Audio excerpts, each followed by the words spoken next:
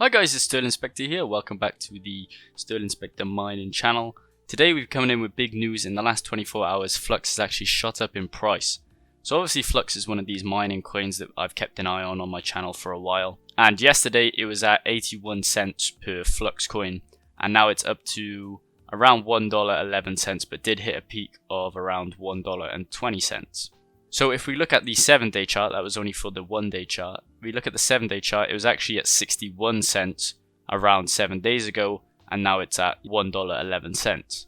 So it's kind of had like a 50% increase in price over the last 7 days. This is great for all of our Flux miners. You know, we've been mining Flux on this channel for a while now, and we've got a lot of videos on the channel about Flux. So far, we've had this parallel asset that was released the other day. I made a video on that. It was the Avalanche parallel asset, and now we're waiting for the Ergo parallel asset to actually come out. As you can see here, the rank for the Flux coin is at rank 124. So normally what happens is when a coin hits the top 100, it kind of gets a little price boost, just because, you know, if a coin hits the top 100 in market cap, that's kind of like seen as a big thing.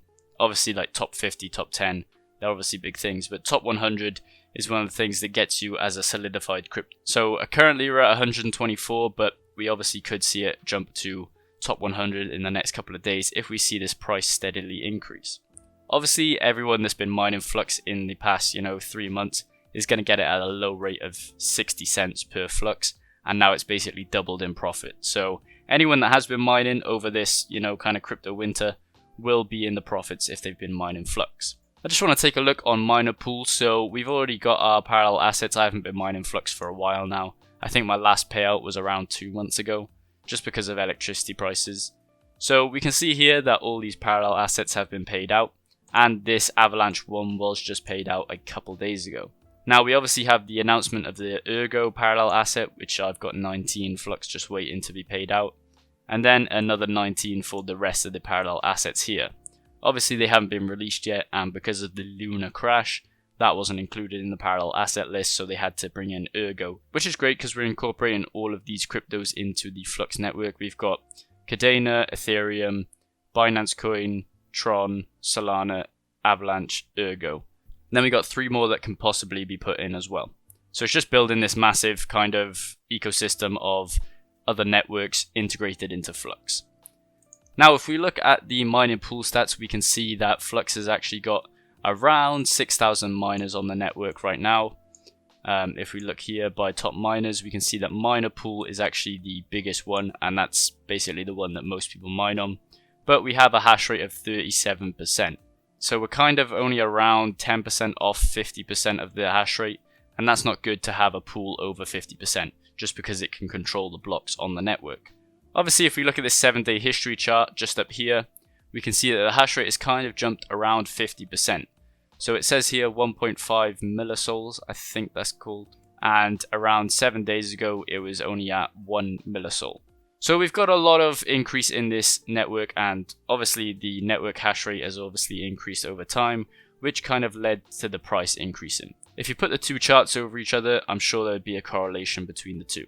I don't know which kick-started it first. Maybe it was the hash rate joining the network, or it was just the price of the coin and then people joined the network with their hash rate.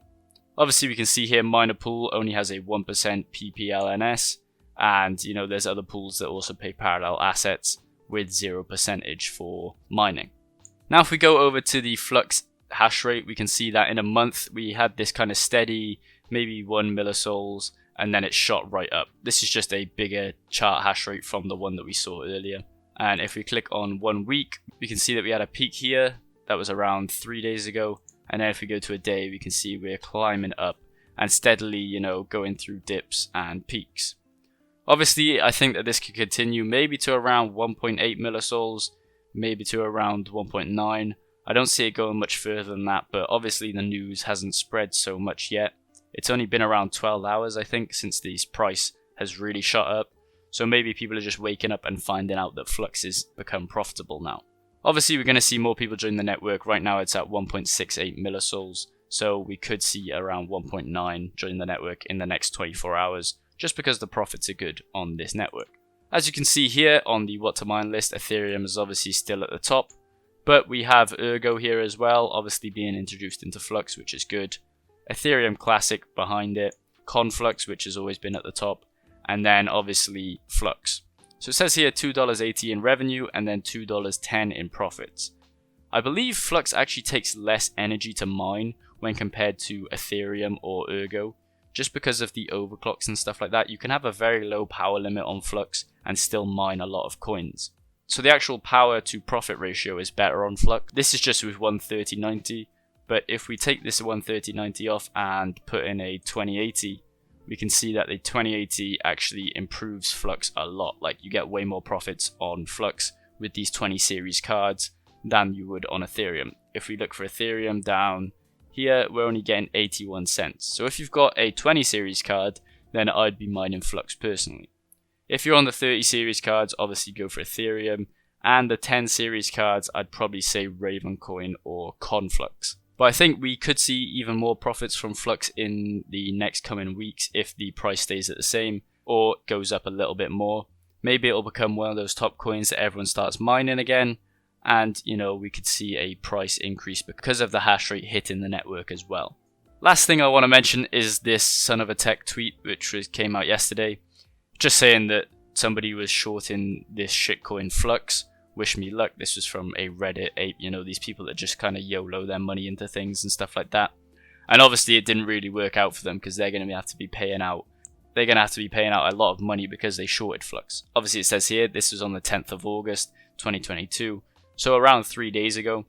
And then we obviously have a comment from Daniel Keller here saying don't short Flux. If you didn't know, Daniel Keller is like the CEO of Flux, I guess.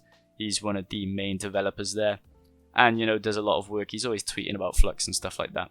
And then obviously Son of a Tech says don't short POW, which is proof of work. And it's always a good thing to know that, proof of work kind of links back to something in terms of price.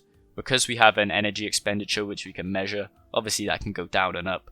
But the amount of energy put into a network should kind of relatively link to the price. Because of this proof of stake, proof of work kind of war that's going on, we know that proof of stake is not going to be viable in maybe 30 years just because of the deflationary cycle that it creates. More coins come out of proof of stake, but that means that they're worth less because there's more coins on the network. So it's just saying here, don't short proof of work coins, basically any of them, because they still have prices that are linked to stuff. So that's it for the video, guys. If you did enjoy, please leave a like and subscribe to the channel. Let me know your thoughts about Flux in the comments below. Also, I'll leave links to all these articles in the description below.